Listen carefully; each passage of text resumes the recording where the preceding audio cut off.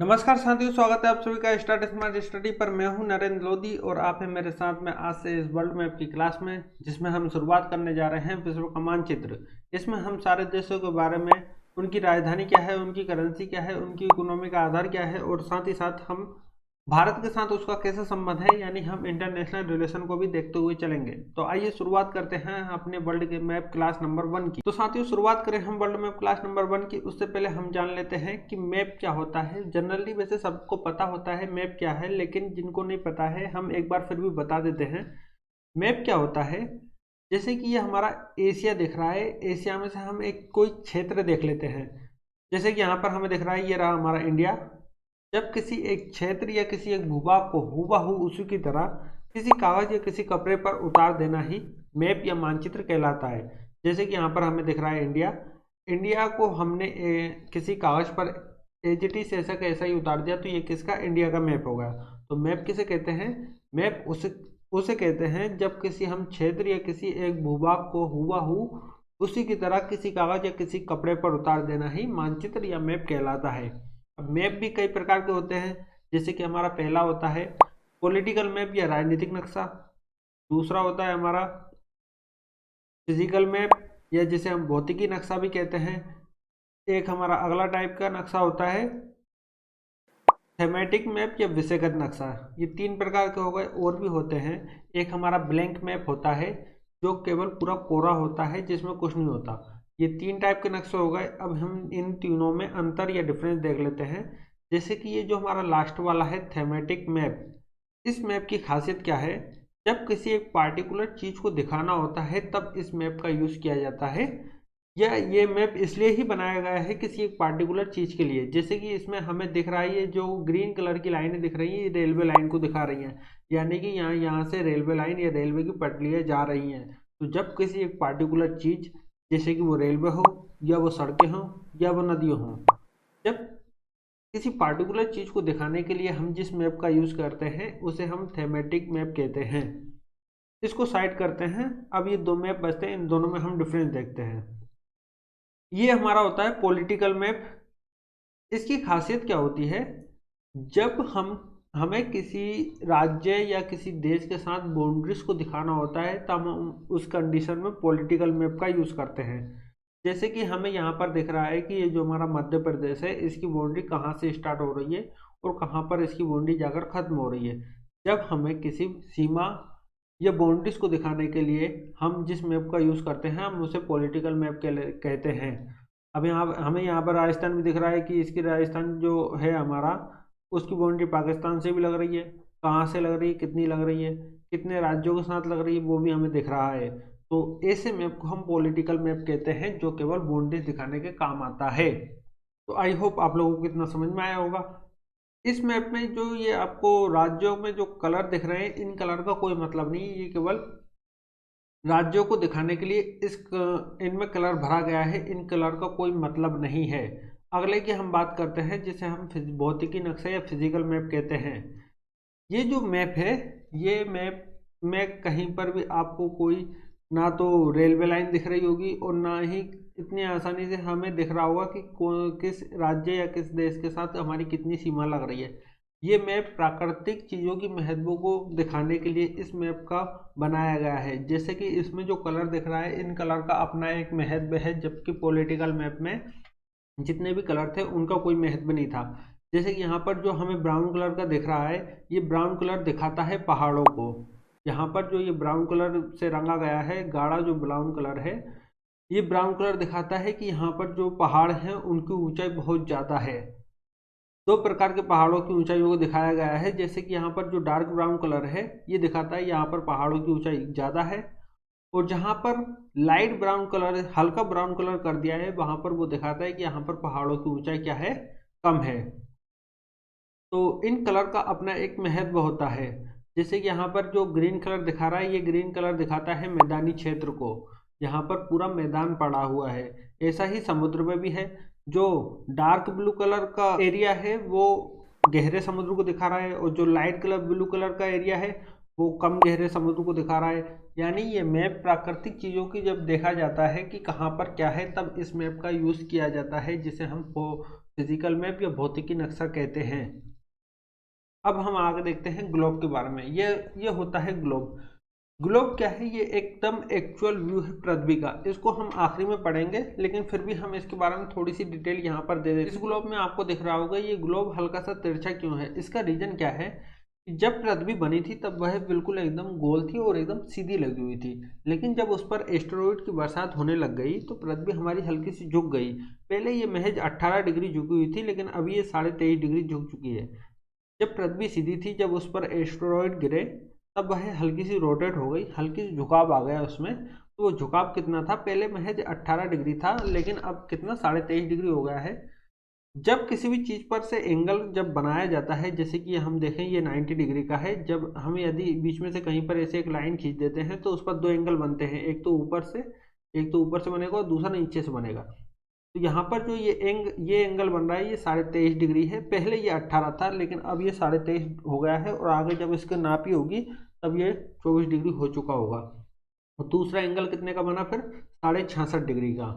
तो यहाँ पर ये जो दो एंगल है इनका अपना अपना एक महत्व है। जैसे कि हम यदि देखें, ये रही हमारी पृथ्वी। पृथ्वी से बिल्कुल बीचों बीच से हमने एक लाइन खींची, ये एक काल्पनिक रेखा है। इसको मानव ने खींचा है, मतलब हम लोगों ने खींचा है। हम जैसे ही किसी ने खींचा है, तो ये एक काल्पनिक रेखा है। इसको हम भूमि के मध्य से होकर जाती है, इसलिए हम इसे भूमध्य रेखा कहते हैं, लेकिन ज्योग्राफी की भाषा में इसे विषुवत रेखा या 0 डिग्री लाइन कहा जाता है। पृथ्वी के बिल्कुल बीचों बीच से होकर जाने वाली रेखा 0 डिग्री या विषुवत रेखा कहते हैं। अब इसके हमने ऊपर से 23.5 डिग्री पर एक ऊपर रेखा खींची और 23.5 डिग्री पर एक हमने नीचे रेखा खींची।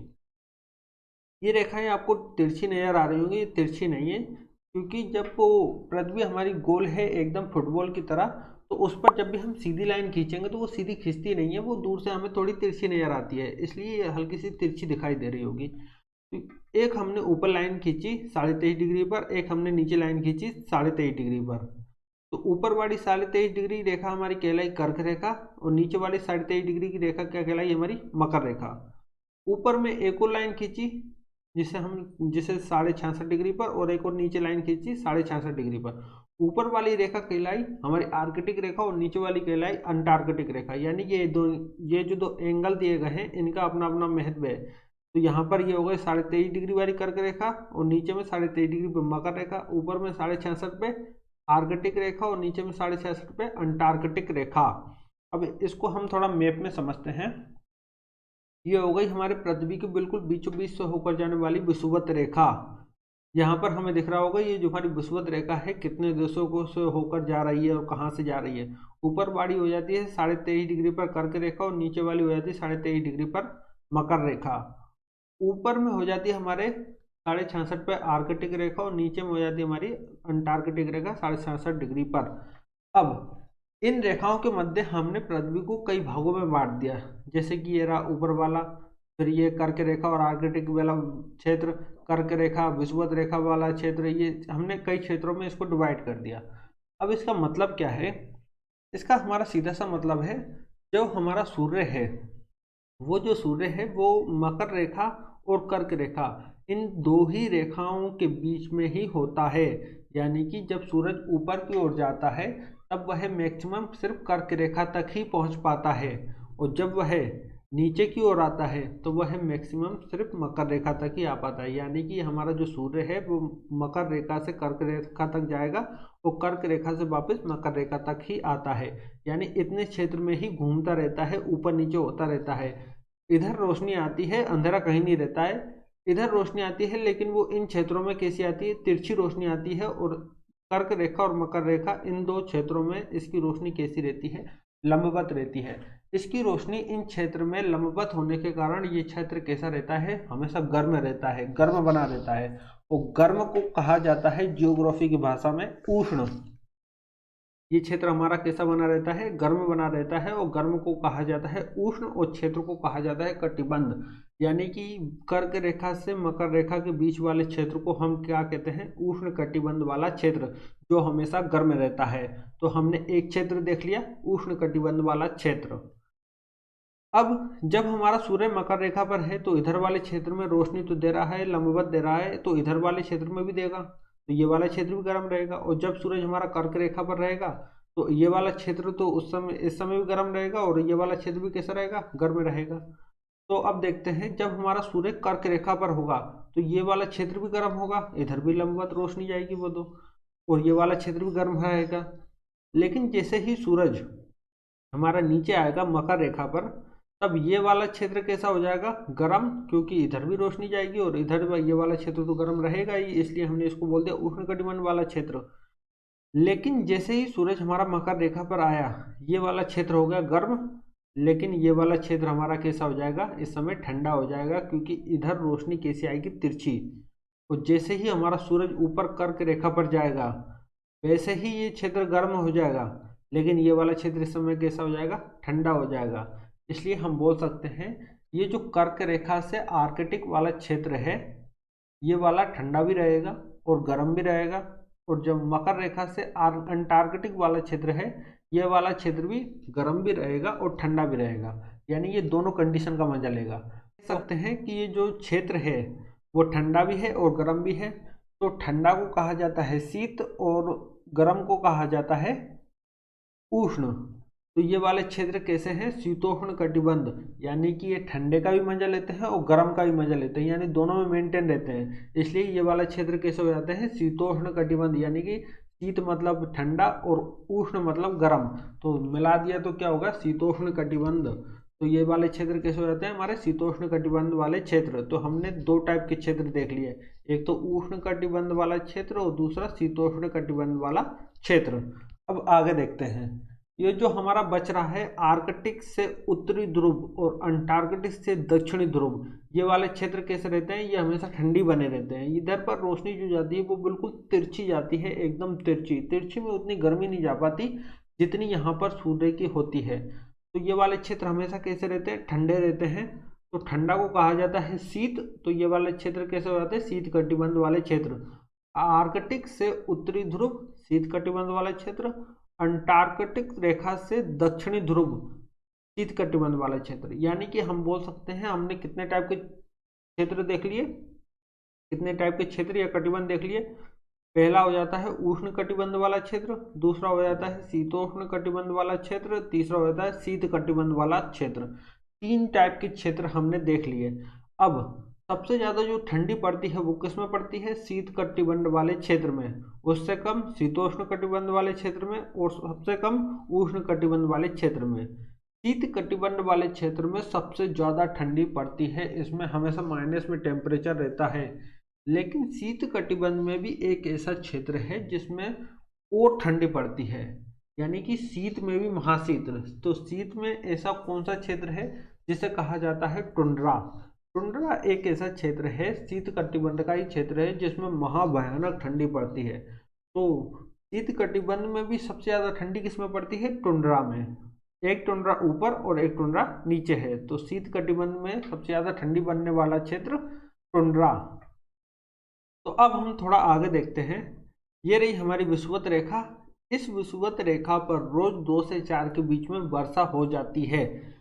ऐसा क्यों, क्योंकि जैसे ही सुबह होती है, सुबह होते से ही जैसे ही सूर्य की किरणें पृथ्वी पर आती हैं तो उन किरणों में उतनी गर्मी नहीं होती। गर्मी मेन सूर्य की किरणों में गर्मी आना स्टार्ट कब से होती है, 8 के बाद। जैसे ही 8 के बाद सूर्य की किरणों में गर्मी आना स्टार्ट होती है, 8 से लेकर 12 तक सूर्य की गर्मी इतनी बढ़ जाती है कि इस विषुवत रेखा के आसपास का समुद्र का पानी भाप बन के ऊपर उठने लग जाता है। ऊपर उठने के कारण ये बादल बना लेता है, और इन बादलों में इतना पानी बढ़ जाता है कि रोज 2 से 4 के बीच में वर्षा हो जाती है विषुवत रेखा पर।